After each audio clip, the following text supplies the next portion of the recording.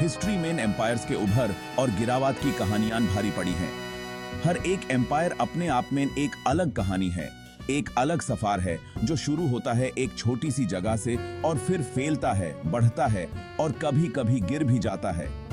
ये कहानियां डायनेस्टीज के फलने और गायब होने की हैं, जहां एक तरफ शान और शौकत होती है तो दूसरी तरफ राज और ट्रेजेडी भी। फिर भी कुछ हिस्टोरिकल कहानियां मिस्ट्री का एक अलग ही रंग लिए हुए हैं, जिससे कई सवाल अनजवाब रह जाते हैं जो आज भी स्कॉलर्स को हैरान करते हैं और हिस्ट्री के शौकीन लोगों को अपनी तरफ खींचते हैं। ये कहानियां हमें सोचने पर मजबूर करती हैं कि क्या सच में हम सब कुछ जानते हैं या अभी भी कुछ छुपा हुआ है। ऐसी ही एक पहेली है ताशकेंट में रोमनोव डायनेस्टी का पतन, एक ऐसी कहानी जिसमें पावर, राज और ट्रेजेडी का मिश्रण है। ये कहानी सिर्फ एक डायनेस्टी की नहीं, बल्कि एक शहर की भी है जो अपनी पहचान के लिए संघर्ष कर रहा था। ये ऐसे इस हिस्टोरिकल पजल के अंदर झांकता है, ताशकेंट में रोमानोव्स के उभर और गिरावट को एक्सप्लोर करता है, उनके आंट के राज को समझने की कोशिश करता है और उन जवाबों की खोज करता है जो आज तक मिल नहीं पाए। हम देखेंगे कि कैसे एक डायनेस्टी ने अपनी छाप छोड़ी और फिर कैसे वो छाप धीरे धीरे मिट गई। ताशकेंट में रोमानोव्स की कहानी सिर्फ एक लोकल क्रॉनिकल नहीं है, ये पावर, एम्बिशन और अनजाने हालत की वो झंकी है जिससे एक डायनेस्टी और एक सिटी की किस्मत लिखी गई। ये कहानी हमें ये भी दिखाती है कि कैसे एक शहर और एक डायनेस्टी के रास्ते एक दूसरे से जुड़े हुए थे। वक्त की गलियों से गुजरते हुए हम उन फैक्टर्स को अनकवर करेंगे जिनके चलते ये डायनेस्टी इतनी पावरफुल बनी, उन सर्कमस्टांसेस को समझेंगे जिसके चलते इसका अंत हुआ और उन सवालों का सामना करेंगे जो आज भी हिस्टोरियंस को परेशान करते हैं। हम देखेंगे कि कैसे पॉलिटिक्स, पर्सनल एम्बिशंस और एक्सटर्नल फोर्सेस ने मिलकर इस कहानी को लिखा। हमारे साथ आइए और इस हिस्टोरिकल पजल को सॉल्व करने की कोशिश करते हैं, एविडेंस को देखते हैं, थ्योरीज को एक्सप्लोर करते हैं और हिस्ट्री के एक बहुत ही इंटरेस्टिंग मिस्ट्री पे रोशनी डालते हैं। ये सफर सिर्फ एक कहानी सुनने का नहीं, बल्कि उस कहानी को महसूस करने का भी है। ताशकेंट में रोमानोव्स का पतन यह याद दिलाता है कि कितनी भी पावरफुल डायनेस्टीज क्यों ना हो, किस्मत के सामने किसी का जोर नहीं चलता और हिस्ट्री में ऐसे राज छिपे हैं जिनसे शायद हम कभी पूरी तरह न जान पाएं। ये कहानी हमें यह भी सिखाती है कि हिस्ट्री सिर्फ फैक्ट्स का संग्रह नहीं, बल्कि इमोशंस और एक्सपीरियंसेस का भी है। ताशकेंट में रोमानोव डायनेस्टी की इंपॉर्टेंस को समझने के लिए हमें टाइम में पीछे जाना होगा और इस शहर के इतिहास को एक्सप्लोर करना होगा।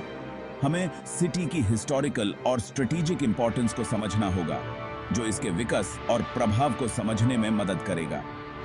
सेंट्रल एशिया के दिल में बसा ताशकेंट सदियों से सिविलाइजेशंस का एक क्रॉसरोड्स रहा है, एक वाइब्रेंट हब जहां कल्चर्स का मिलान होता था और बिजनेस फ्लरिश करता था। ये शहर हमेशा से एक ऐसा जगह रहा है जहां लोग अपने सपने और एम्बिशंस को लेकर आते थे। एंशिएंट सिल्क रोड पर स्थित ताशकेंट ने ईस्ट और वेस्ट के बीच एक इंपॉर्टेंट लिंक का काम किया, जिससे सदियों तक गुड्स, आइडियाज और कल्चर्स का एक्सचेंज होता रहा। ये शहर एक पुल के रूप में काम करता था जो अलग अलग संस्कृतियों को जोड़ता था। इस स्ट्रेटेजिक लोकेशन ने सिटी को डाइवर्स कम्युनिटीज का मेल्टिंग पॉट बना दिया। हर कम्युनिटी ने इसके ट्रेडिशंस और कस्टम्स को और भी रिच बनाने में अपना योगदान दिया। ताशकेंट के हर कोने में आपको अलग अलग संस्कृतियों का प्रभाव देखने को मिलेगा।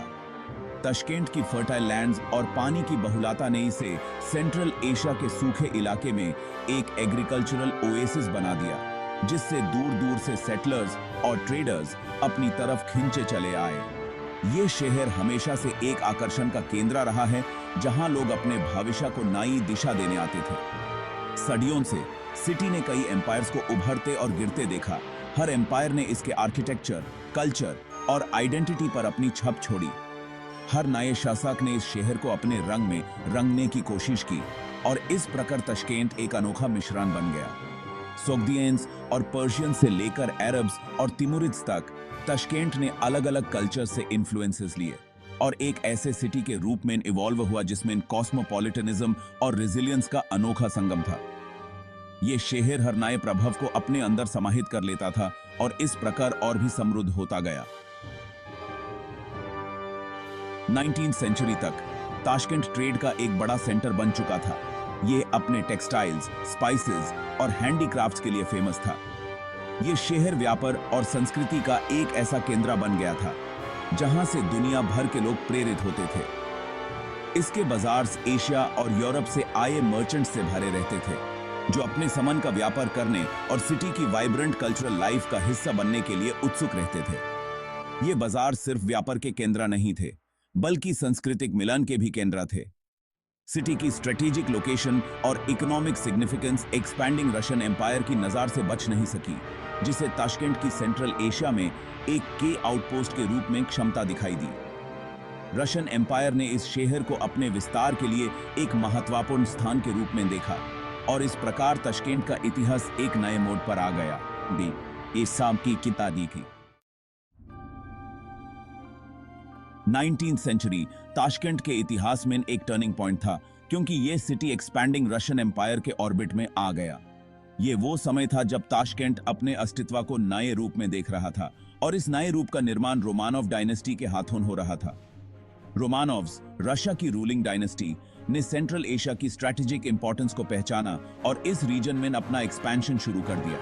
ये एक्सपेंशन सिर्फ एक मिलिट्री कॉन्क्वेस्ट नहीं था, बल्कि एक कल्चरल और इकोनॉमिक ट्रांसफॉर्मेशन भी था जो इस रीजन को हमेशा के लिए बदल देने वाला था। ताशकेंट अपनी स्ट्रैटेजिक लोकेशन और इकोनॉमिक सिग्निफिकेंस के साथ रशियन इंपीरियल एम्बिशंस का एक प्राइम टारगेट बन गया। ये शहर सिर्फ एक जियोग्राफिकल पॉइंट नहीं था, बल्कि एक ऐसा मरकज था जो ट्रेड और कॉमर्स के लिए बहुत महत्वपूर्ण था। 1865 में जनरल मिखाइल चरन्यायेव की अगुवाई में रशियन फोर्सेस ने ताशकेंट पर कब्जा कर लिया और इसे न्यूली फॉर्म्ड रशियन तुर्किस्तान गवर्नरेट में शामिल कर लिया। यह जीत सिर्फ एक मिलिट्री विक्ट्री नहीं थी, बल्कि एक नई शुरुआत थी जो ताशकेंट के भविष्य को नए दिशा में ले जाने वाली थी। रोमानोव्स के आने से ताशकेंट में बदलाव का एक नया दौर शुरू हुआ, क्योंकि रशियन रूल के अंडर सिटी मॉडर्नाइजेशन और डेवलपमेंट के दौर से गुजरा। रशियन आर्किटेक्चरल इन्फ्लुएंस ने शहर के लैंडस्केप को बदल दिया। नए बिल्डिंग्स और इंफ्रास्ट्रक्चर ने ताशकेंट को एक मॉडर्न शहर बना दिया। रोमानोव्स अपने इस नए टेरिटरी पर अपनी पकड़ मजबूत करना चाहते थे, इसलिए उन्होंने इंफ्रास्ट्रक्चर प्रोजेक्ट्स में जान फूंक दी। नए ब्रिजेस, रोड्स और पब्लिक बिल्डिंग्स का निर्माण किया गया। रेल रोड्स, टेलीग्राफ लाइंस और मॉडर्न एडमिनिस्ट्रेटिव बिल्डिंग्स बनवाए। ये सब कुछ इसलिए किया गया ताकि कम्युनिकेशन और ट्रांसपोर्टेशन को सुधारा जा सके और रीजन को रशियन कंट्रोल के नीचे रखा जा सके। और मॉडर्न एडमिनिस्ट्रेटिव बिल्डिंग्स बनवाइए। ये नए बिल्डिंग्स सिर्फ आर्किटेक्चरल मार्वल्स नहीं थे, बल्कि ये रशियन एडमिनिस्ट्रेटिव कंट्रोल को भी दर्शाते थे। रोमानोव पेट्रोनेज के अंडर ताशकेंट की इकोनॉमिक एक्टिविटी में तेजी आई, क्योंकि रशियन मर्चेंट्स और एंटरप्रेन्योर्स सिटी में आने लगे। ये नए लोग नए आइडियाज और नए बिजनेस अपॉर्चुनिटीज लेकर आए, जिससे शहर का इकोनॉमिक लैंडस्केप बदल गया। कमर्शियल अपॉर्चुनिटीज ने उन्हें अपनी और खींचा। ताशकेंट के मार्केट्स अब और भी ज्यादा बस्टलिंग और वाइब्रेंट हो गए थे और ये शहर एक मेजर कमर्शियल हब बन गया था। रशियन कैपिटल के इन्फ्लक्स से कॉटन मिल्स और प्रोसेसिंग प्लांट्स जैसे नए इंडस्ट्रीज स्थापित हुए, जिससे शहर की इकोनॉमी और भी ज्यादा स्ट्रांग हो गई। ये नए इंडस्ट्रीज ने एम्प्लॉयमेंट अपॉर्चुनिटीज भी क्रिएट की, जिससे लोकल पॉपुलेस को भी फायदा हुआ, जिससे ताशकेंट सेंट्रल एशिया में एक मेजर इंडस्ट्रियल सेंटर बन गया। ये इंडस्ट्रियल ग्रोथ सिर्फ शहर तक सीमित नहीं थी, बल्कि पूरे रीजन को इसका फायदा मिल रहा था। रोमानोव्स ने अपने शासन को मजबूत करने के लिए एजुकेशन की इंपॉर्टेंस को भी समझा और स्कूल्स और इंस्टीट्यूशंस ऑफ हायर लर्निंग स्थापित किए। ये एजुकेशनल रिफॉर्म्स सिर्फ एकेडमिक ग्रोथ तक सीमित नहीं थे, बल्कि ये कल्चरल इंटीग्रेशन का भी एक हिस्सा थे। लोकल पॉपुलेस को रशियन लैंग्वेज और कल्चर से परिचित कराया। यह कल्चरल इंटीग्रेशन ने लोकल और रशियन कम्युनिटीज के बीच एक नया संवाद शुरू किया, जिससे दोनों कल्चर्स एक दूसरे को समझ सके और एक नए समझ का निर्माण हो सके।